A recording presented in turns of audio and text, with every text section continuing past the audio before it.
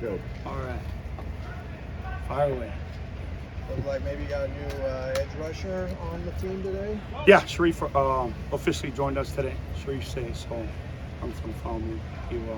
He'll start from the weight room so we can get him built up and making sure he's healthy and in shape before he kind of approaches the hitting and the contact part of it. So, but he came prepared, so it shouldn't take long to get him on the field.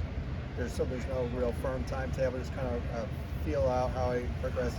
Yeah, we want to make sure all the we got kind of like some prerequisites that we want done in terms of him meeting a certain point, 9% velocity, those types of things, so we can keep the muscles fresh and healthy before we add on the pounding. So we'll continue to go through that process. Well, what will he add? Once he's up to speed. Yeah, speed. That's it. Okay. I mean, that kid is really fast. He's quick. The film speaks for itself, so we just got to put him in the right position so he can be successful. And right now, because of how far he is from learning the playbook to where we're almost done with our installations. He's got to have extra time and learn the playbook and then learn the techniques as well. And he has 1 year. This is it for him, right? So it's kind of get him up to speed pretty quickly. Absolutely.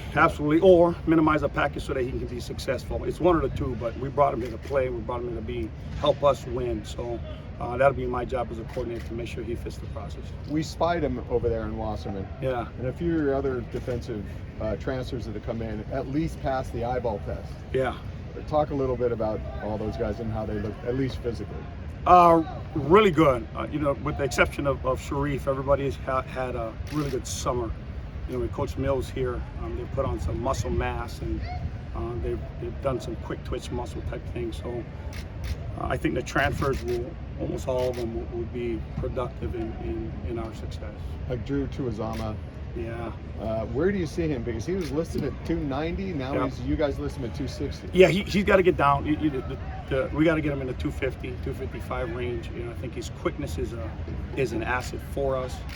290, he's just carrying too much weight, and I put him in a defensive tackle role. And we need more defensive ends. Obviously, losing 5 last year. That's kind of where we saw him coming in. So we just got to get him to that point slowly but surely. Get the muscle mass to be lean and then lose weight.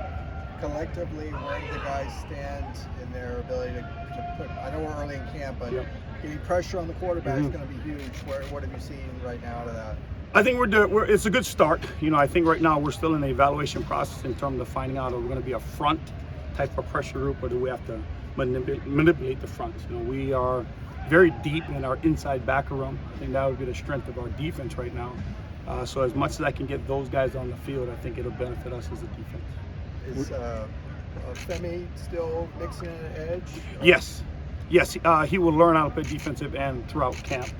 I think that's beneficial for him in terms of his future as well as for our defense. Has he gotten in some drills with defensive He's line? got some drills, but he needs to go against the offensive line. He needs to feel the pressure and the leverage and those types of things. So he's got to put what we practice in drills, he's got to put that in practice. Were you pretty encouraged by what you saw of him in spring? In that role? Yes. And then the other part is I think his body helps us kind of solidify the things that we've lost. What have you seen from Ikaika? I mean, he was healthy for spring. Yeah. He's getting a full camp in. I think that'll be the main goal for us. I think we all know how athletic he is, and he's a really special player, but it's his availability, right? That's the best ability for him. So we got to do our part to make sure he's pre and post practice is keeping healthy, and then just the reps that we take out on the field.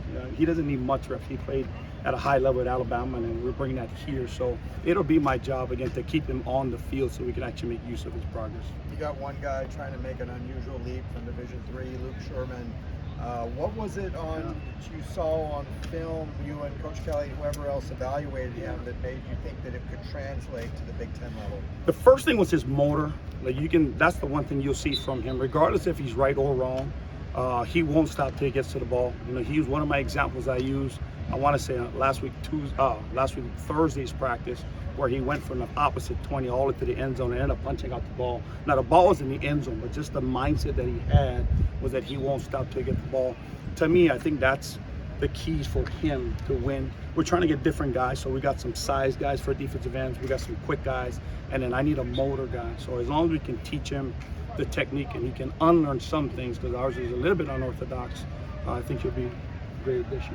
You think he might be able to contribute? Absolutely, I expect him to. You know, again, all these guys that are transferring in, that's the expectation of on both sides. You know, that's why they were transferred here to UCLA, and for us, that's why we brought them here. You know, our film study has been, I think, evaluation-wise, I think we're doing a good job at it, and so we got to try to put our money where our mouth is. But you talked about the addition of transfers. Yep. Talk about the addition of KJ Wallace, that secondary. What's he mean to you guys? Huge, huge. I mean, he has the ability to play nickel as well as safety. So just for us, it's the triangle of, and then how much can one play the other. So for him, being able to play both, that just allows us to manipulate coverages through disguises and whatnot. So that's a huge addition for us.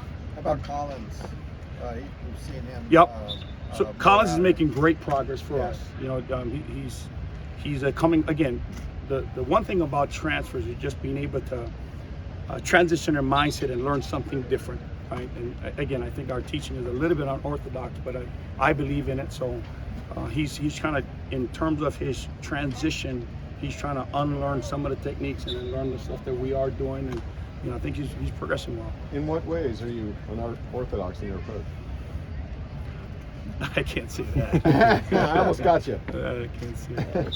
When we spoke to Keanu earlier in camp, Yeah. he mentioned, you know, he'd been setting some personal bests in the weight room and that sort of thing. Anybody else maybe physically stand out to you where they look, you know, significantly different from where they were maybe in the spring?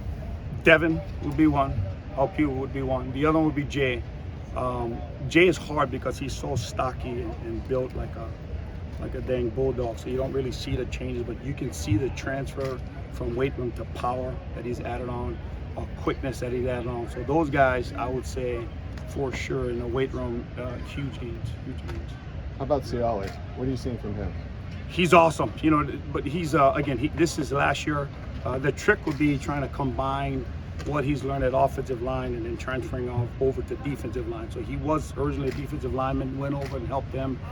So there's a lot of things that are ingrained in his teaching and his footwork. So for on our side, you know, to me, I just got to make sure I can use whatever ability he can bring and mix that into our package, as opposed to really changing him in 1 year. That's easier said than done.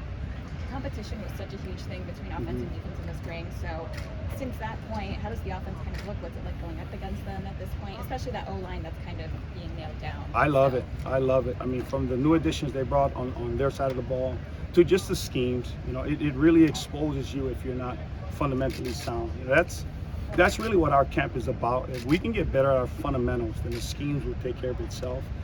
From Coach EB's standpoint, he tests our schemes daily in terms of, do we cover down well? Do the matchups add up to on our side, or is it on their side? And so that part of it, that's my job. But for us defensively, if we can just get better at block destruction, tackling, turnovers, like actually creating turnovers, and most importantly, pass rush. I think that's an art that people overlook. And so we pass rush as a team, so everybody can learn the same thing and speak the same languages. But we can get better at that, then I think those fundamentals can transfer over the team regardless of our scheme. As the scheme pretty much similar to what? Very the similar defense? to last year, yeah. Very similar to last So year. that's helped transitionally? would you say? Absolutely. You know, for me as a coordinator, the more we can do same as, now you can really isolate the fundamentals. If we change a whole scheme, now this will be the fourth coordinator and fourth different package. So for us, the best thing is to keep as much as we can same, and then just work on the techniques that apply to it. Did you change some of the terminology just to make it yours? Yes, I did, only because I know for sure I'll say it that way, and I don't want to send mixed messages on what we want. You're still prioritizing what Coach Lynn called obnoxious communication.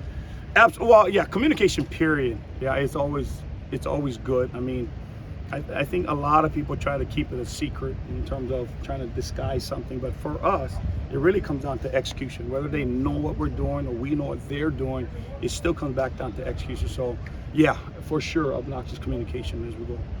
How much cross-training do you think you're going to do with the secondary in this camp? Quite a bit. I mean, right now our defense is taught that there are 11 X's on the field, and that's how we're going to teach it, so everybody kind of knows each other's responsibilities. So if we mix and we match and we move people based on the matchup, they still know the concept of the defense. Are there any guys in particular that you are sure are going to move around and get looks at different spots? The linebackers for sure. and then part of the safety crew. That's the crew that I want to take advantage of. And then there's some corners that are playing really, really well. If we end up getting to a coverage type situation, those guys can actually transfer to nickels. Deshaun mentioned the other day, he's kind of up in the air with Gary's status right now. Yeah. I think we saw Sidoveni come back to practice today. Yep. Just what's the depth behind there at the defensive tackle spots? I think the depth, it is what it is. I want to say we're 3 deep there, but again, for us and the staff that I have, Clancy and Brian, and there's so much experience on our side. So for us, if we can't have the body type, is there a scheme to fit what we have done in the past to create the same havoc? Is John Bonds pretty much up to speed? He's getting there. He's just a little overweight. Partly it's just a transfer from baseball to football, but he's definitely coming along. He's very smart and intelligent. So the mental aspect of it, that's a piece of cake for him. It's just the physical part that needs to catch up.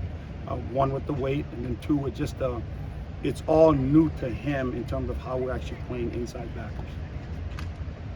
Thank you. Good deal. Appreciate it. Thanks, Thank Coach. you Really so much. appreciate it. God